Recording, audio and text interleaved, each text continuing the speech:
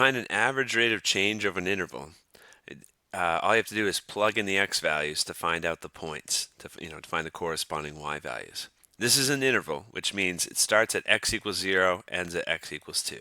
Okay, so we've got 2 points.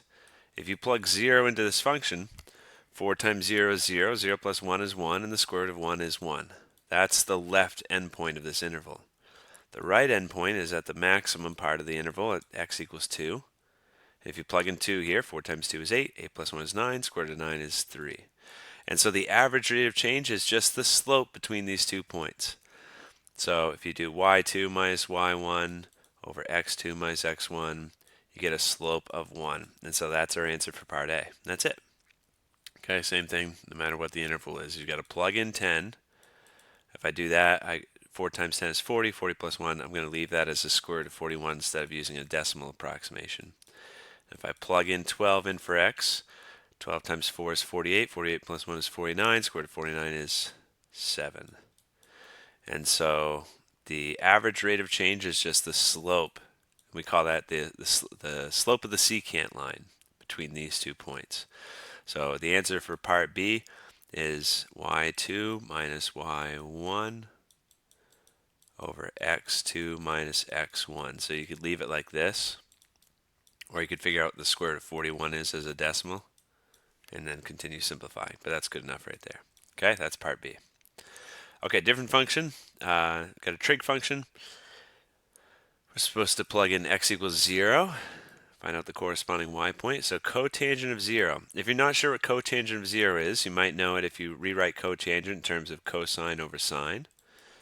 Because cotangent is just the reciprocal of tangent. Tangent is sine over cosine. Cotangent is cosine over sine, the reciprocal.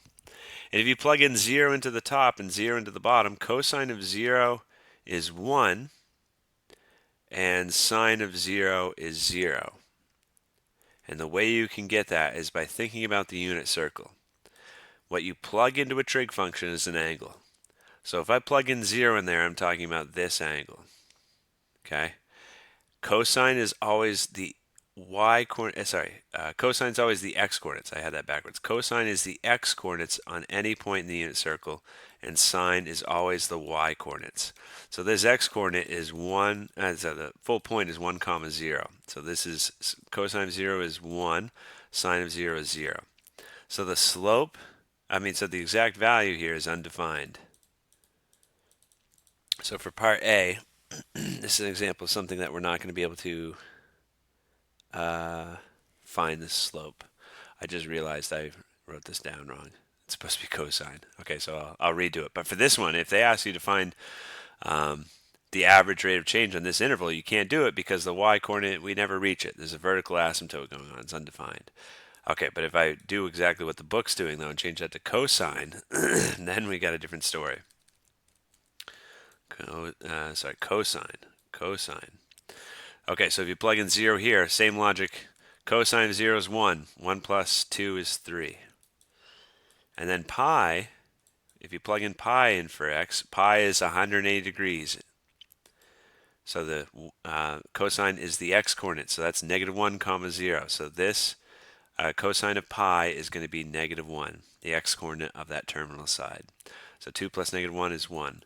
And so the average rate of change, in other words, the slope of the secant line, is y2 minus y1 over x2 minus x1. So it's negative 2 over pi. Okay, that's it for part A. Part B, you just do the same thing. If you plug in pi into this function, cosine of pi, we just figured that out. The x-coordinate's negative 1. So 2 plus negative 1 makes 1. We've already done...